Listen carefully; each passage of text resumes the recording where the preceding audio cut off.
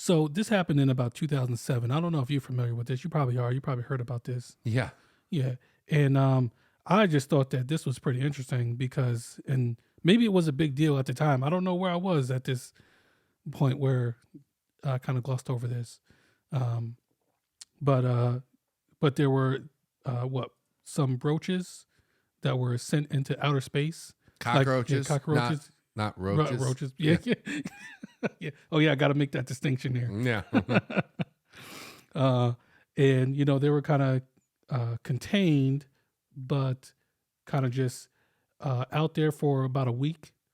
Now, was this on the ISS or wait, what year did you say this was? This was in 2007. Okay, so it might have been on the space shuttle. Was it on the space shuttle? It was on the Photon M. Oh, I don't know what that is. Biosatellite. Oh, okay. Maybe they just launched a satellite and then what? Because they came back to Earth, right? Yes. Yeah.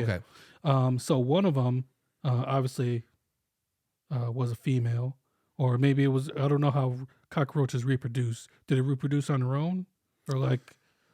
No, I think that there's males and females. Yeah, okay. I believe that's how they reproduce. I don't know. Okay. Because one of them, maybe about a week after it came back, had 33 babies.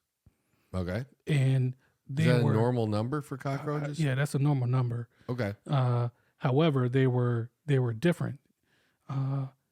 Their shell was darker than typically usually is. Okay.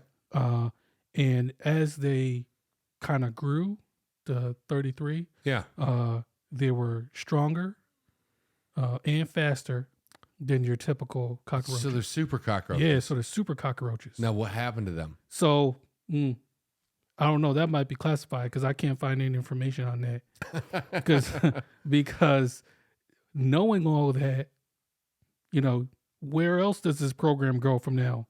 Well, it's interesting that they learned that, but sort of like we covered the other week with, what was it? Pablo Escobar's hippos. Oh, yeah. Mm-hmm. That is an out of control situation. Yeah. I'm just saying these should remain contained. Yes. Yeah. Yeah. Because I don't know what the other repercussions are. Yeah. Yeah. Yeah.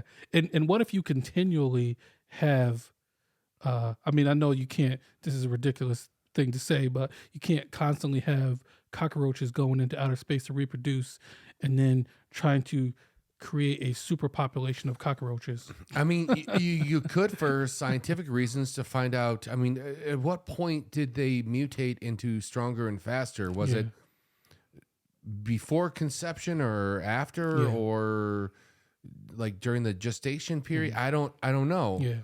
But it's fascinating that they change in this way. But I would agree with you that this world has enough cockroach problems. Let's not make them stronger. Yeah. Now it's important to note that of the super cockroaches, the next generation of cockroaches were normal. They did not continue that strong, faster trait. Oh, okay. As being, So maybe it was during the gestation period or something. Yeah. That's interesting. Yeah. And I'm surprised. You know what? We recently just talked about Space Force, and this might be what they're doing. They might be harvesting animals up there. That's why it's so classified. You know what? That would be very interesting. Let's delve into the conspiracy theories for a second here. Maybe even start one. Mm-hmm.